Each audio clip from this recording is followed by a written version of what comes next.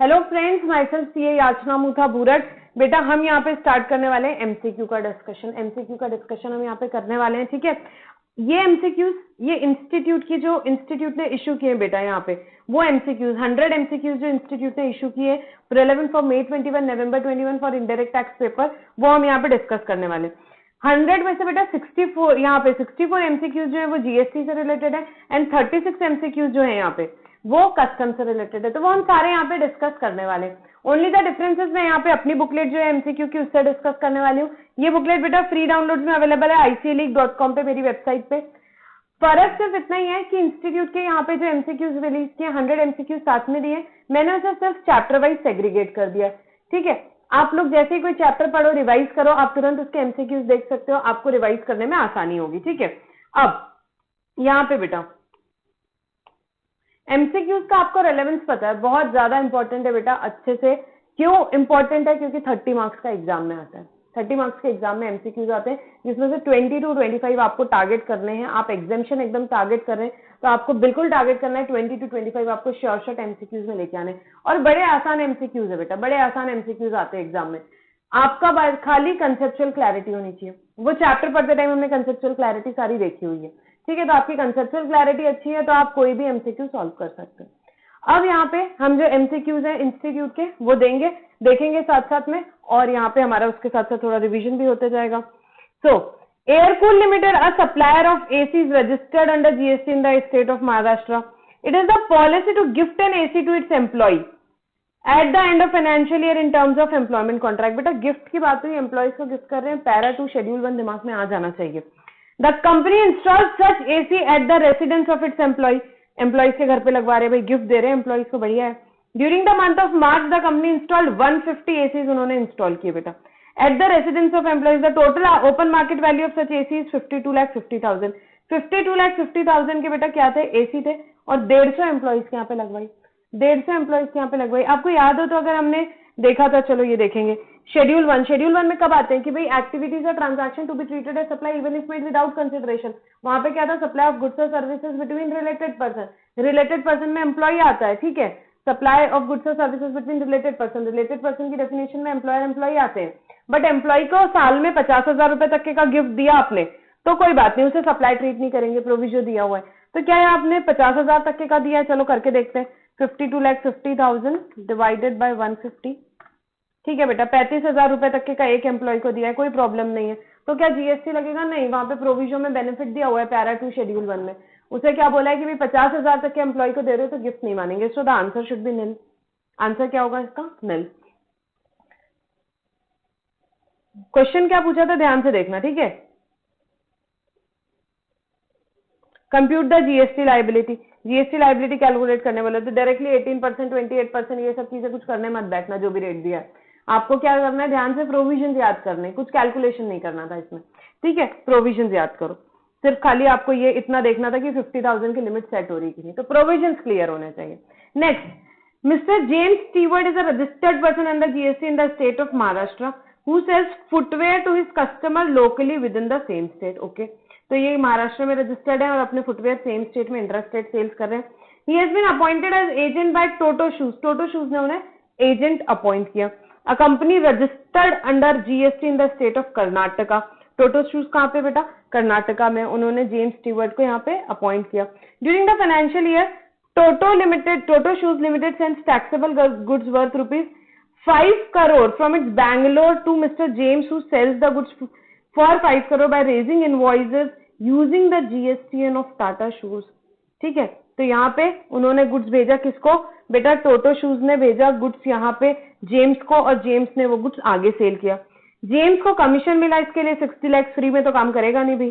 From Toto during the set financial year compute the value of the Toto shoes and mister James Stewart for the financial year assuming that the amount given are exclusive of GST. बेटा कुछ भी नहीं, बहुत simple सी बात है। सबसे बड़ी बात क्या, इसे यहाँ पे इसमें क्या बोला है? वैल्यू कैलकुलेट करने के लिए आपको बोला है, ठीक है।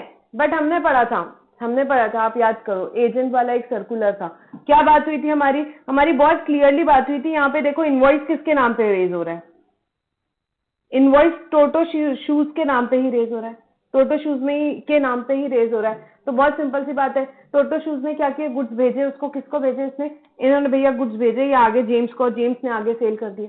तो बस इनवॉइस किसके नाम पे, जेम्स आगे इशू कर रहा है बेटा टोटो के नाम पे। तो ये किसका सप्लाई हुआ, टोटो का ही सप्लाई हुआ, टोटो का सप्लाई हुआ। तो टोटो का सप्लाई कितना हुआ बेटा, 5 करोड़ का सप्लाई टोटो सेल्स का हुआ, और 60 लाख का कमीशन किसका हुआ, जेम्स का हुआ। 60 लाख का कमीशन किसका हुआ, जेम्स का हुआ। तो टोटो 5 crore, James 60 lakh, this should be the answer. ठीक है, एक सर्कुलर हमने देखा था कि भाई इनवॉइस अगर प्रिंसिपल के नाम पे इशू कर रहे हो तो वो प्रिंसिपल का ही सप्लाई यहाँ पे हम मानेंगे। चलो बहुत सिंपल है। नेक्स्ट इज बेटा, Jolly Electronics Private Limited and authorised dealer of GG Micro Limited is located and registered in GST in Lucknow Uttar Pradesh. It has sold the following items to mister Rakesh consumer. ठीक है भाई, रेफ्रिजरेटर 18%, स्टेबलाइजर बेचा 12% पे, LED television 12% पे, split 28% पे taxable है, और stabiliser 12% पे टैक्सेबल है। ये सारी वैल्यू दी है, 1,15,000 का टोटल बिल दे दिया। ठीक है भाई, Jolly Limited has given a single invoice, invoice एक ही दी, indicating price of each item separately. क्या कर दिया भाई, इंडिकेट कर दिया प्राइस हर एक आइटम का अलग अलग। ठीक है, यहाँ पे जैसे अलग अलग दिया वैसे उसने इंडिकेट करके दे दिया ऐसे invoice. To mister Rakesh, mister Rakesh has given a single cheque of 1 lakh. भाई 1,15,000 का हुआ, राकेश जी ने बोला कि भाई ठीक है 1 लाख रुपए दे दिया उन्होंने। For all the items as a composite discounted price, state the type of supply and tax rate applicable to it. अच्छा अब ये बताओ, क्या ये कंपोजिट सप्लाई है? No ma'am, it is not naturally bundled. कैसे कंपोजिट सप्लाई होगा? Composite supply तो नहीं। क्या ये मिक्स सप्लाई? मिक्स सप्लाई में क्या बात होती थी भाई, 2 और more taxable supply for a single price which is not what, which is not a composite supply. क्या ये सिंगल प्राइस के लिए? नहीं, हर एक आइटम का प्राइस सेपरेटली दिया है। तो ना ये कंपोजिट सप्लाई है बेटा, ना ये मिक्स सप्लाई। देखते हैं ऑप्शंस क्या दिए। Is it a composite supply, highest rate of tax applicable? No भाई, कंपोजिट सप्लाई अगर कभी होता भी है तो कौन सा टैक्स रेट लगता है बेटा, प्रिंसिपल सप्लाई का। Mix supply highest rate, mix supply है ही नहीं। Supply other than composite and mix supply highest rate applicable, ये तो कोई प्रोविजन ही नहीं है। Then supply other than composite and mix supply respective tax rate applicable, ये other than composite and mix supply है, और क्योंकि अलग अलग आइटम्स दिए हुए हैं यहाँ पे क्या हो जाएगा बेटा, रिस्पेक्टिव टैक्स रेट लगेगा। ना ये कंपोजिट सप्लाई है, ना ये mix supply. Very good question. Which of the following transaction does not qualify as a supply under GST? इसमें से किसे सप्लाई नहीं बोला गया, देखते हैं।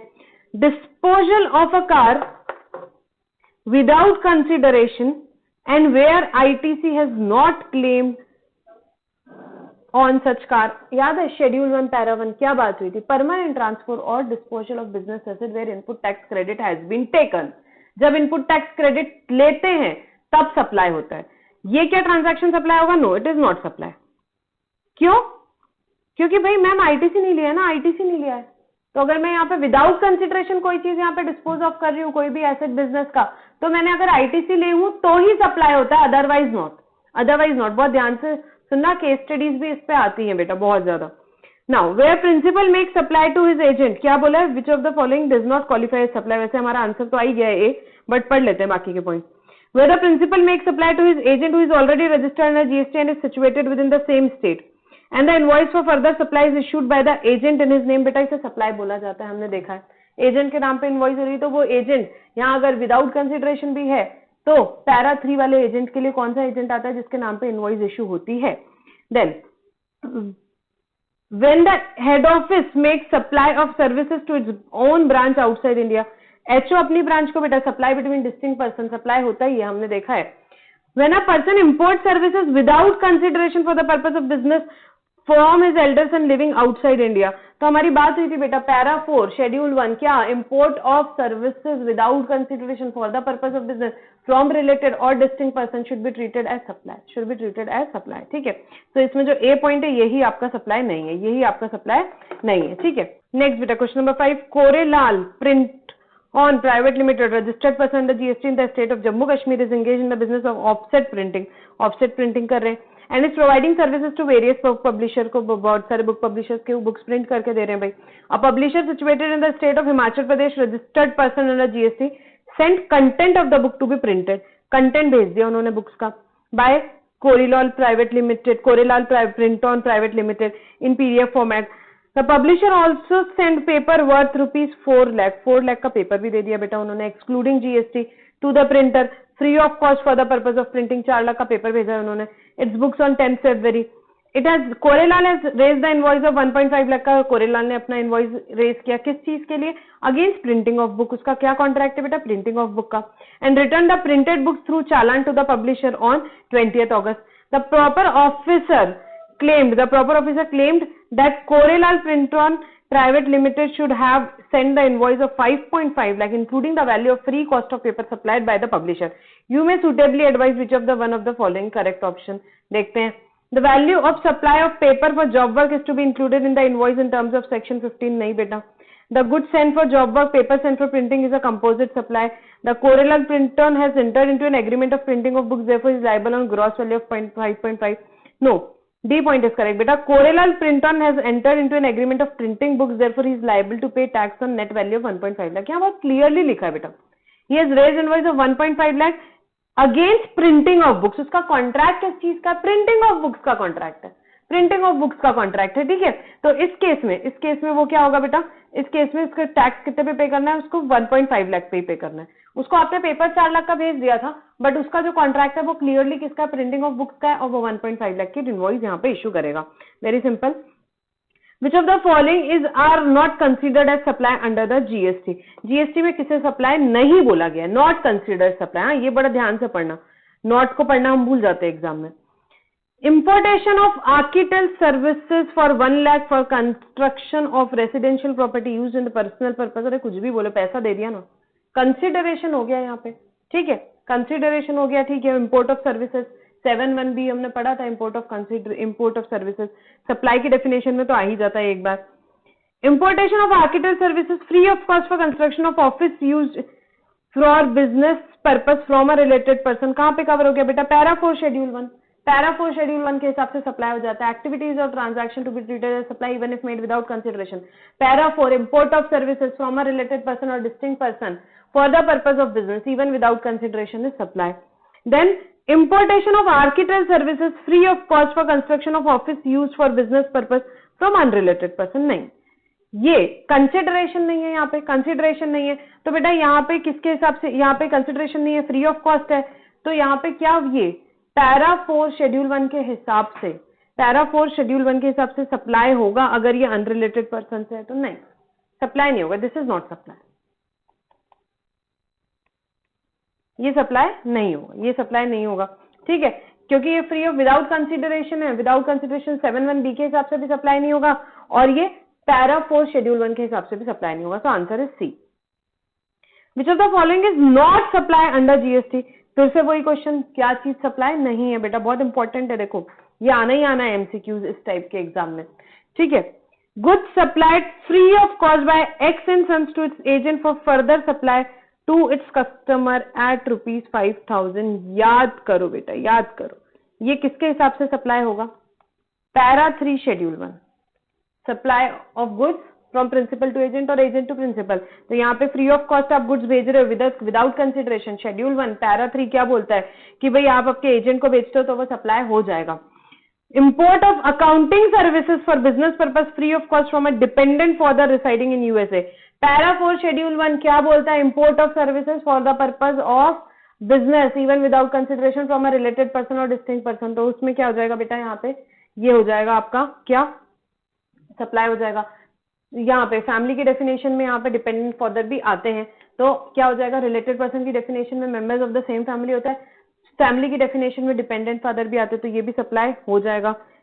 N expensive watch gift to an employ for ₹50,000.